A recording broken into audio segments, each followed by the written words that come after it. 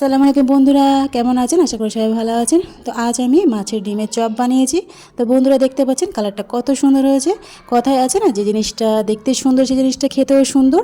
তাই আমি এই মাছের ডিমের চপের রেসিপিটা কেমনভাবে বানালাম, তো চলো শুরু করা যাক। কথা না বাড়িয়ে মূল রেসিপিতে চলে যাই। তো প্রথমে আমি মাছের ডিম নিয়ে নিয়েছি, এটাকে ধুয়ে পরিষ্কার করে নিয়েছি।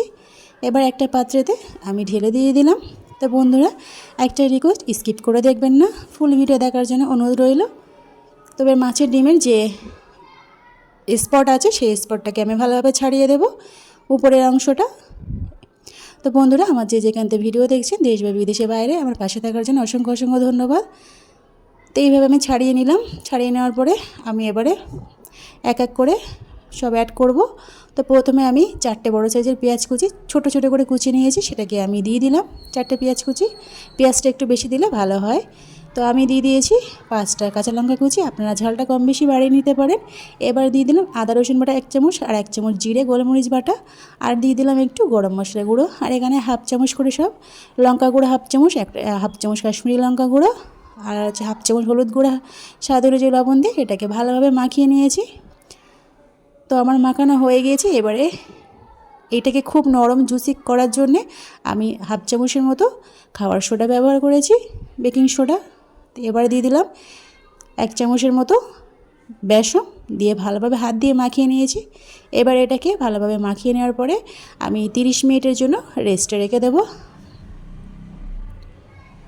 তো আমার হয়ে গিয়েছে মাখানো। এবার আমি ঢাকনা চাপা দিয়ে 30 মিনিট পর অপেক্ষা করব, 30 মিনিটের জন্যে। তো 30 মিনিট পর আমি এবারে ফিরে এলাম। বন্ধুরা দেখতে পাচ্ছ কতটা ফুলে গিয়েছে বেকিং সোডা দেওয়ার জন্যে।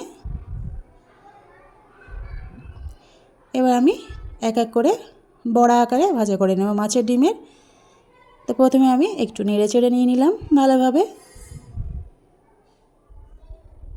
তো যারা আমার এখনও চ্যানেলে নতুন, প্লিজ সাবস্ক্রাইব করার জন্য অনুরোধ রইল। তো এবারে পরিমাণ মতো আমি প্যানেতে রিফাইন তেল দিয়ে দিলাম। দেওয়ার পরে তেল গরম হয়ে গেছে। এবার আমি মাছের ডিমের বড়া শেপ বানিয়ে এক এক করে ভাজা করে নেব।